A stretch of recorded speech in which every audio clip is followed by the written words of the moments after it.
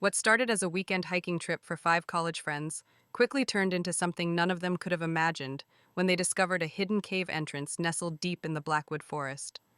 Buried beneath centuries of dirt and stone lay an obsidian pyramid, no larger than a paperweight, covered in symbols none of them recognized, yet all of them felt drawn to touch. It was Mia who reached out first, her fingers barely grazing the cold surface before the artifact began to pulse with an unnatural blue light.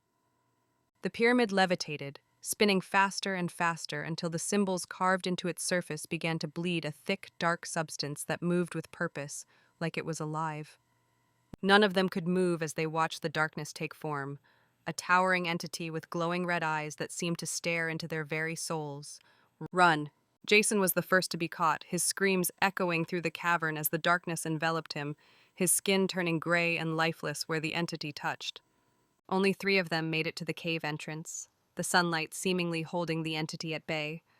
But as they collapsed onto the forest floor, catching their breath between sobs, Marcus realized with horror that he'd unconsciously picked up the pyramid.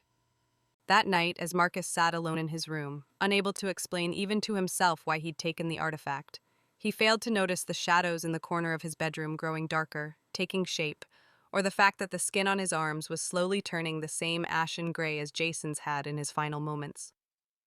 By morning, what had been unleashed in that ancient cave had found its way into our world, and the artifact that had imprisoned it for centuries was now its conduit, with Marcus as its unwitting host and an entire unsuspecting town as its new hunting ground.